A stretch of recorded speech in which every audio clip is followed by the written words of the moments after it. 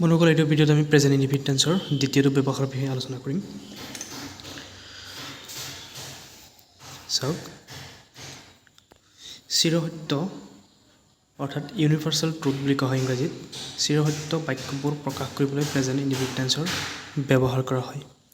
যিবিলাক চিৰসত্য বাক্য, universal truth, যিবিলাক সত্যই সত্য আৰু এতিয়া সত্য, আগৰো সত্য আছিল, ভৱিষ্যতো সত্যই থাকিব, তেনেবোৰ বাক্য হৈছে চিৰসত্য বাক্য আৰু সেই বাক্যবোৰ সদায় প্ৰেজেন্ট ইনডিফিনিট টেন্সত লিখা হয়।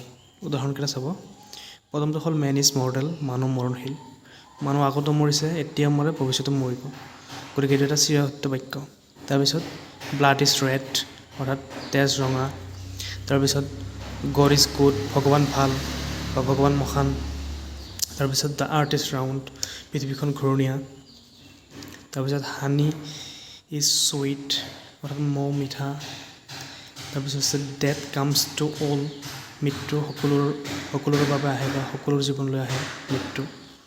নেক্সট আছে the sun rises in the east and sets in the west, সূৰ্যটো পূবফালে উদয় হয় আৰু পশ্চিমলৈ মাৰ যায়। তাৰপিছত আইচ ফ্ল'টছ অন ৱাটাৰ অৰ্থাৎ বৰফ পানীত উপঙি থাকে। তাৰপিছত 10 and 10 মেক 20, 20 আৰু 20 মিলি 10 আৰু 10 মিলি 20 হয়। নেক্সট আছে the stars Twinkle in the sky, আকাশত তৰাবোৰে পোহৰ দিয়ে বা জিলিকি থাকে। এনেকুৱা যিবোৰ বাক্য আছে, যিবোৰ চিৰসত্য বাক্য, ইংৰাজীত কোৱা হয় ইউনিভাৰ্চেল ট্ৰুথ, সেই বাক্যবোৰ সদায় প্ৰেজেন্ট ইনডিফিনিট টেন্সত লিখা হয়। এৰি আছিল প্ৰেজেন্ট ইনডিফিনিট টেন্সৰ 2 নম্বৰ ব্যৱহাৰ। ইয়াৰ পিছত আমি 3 নম্বৰ ব্যৱহাৰটো পৰৱৰ্তী ভিডিঅ'ত আপোনালোকৰ লগত আলোচনা কৰিম। ধন্যবাদ।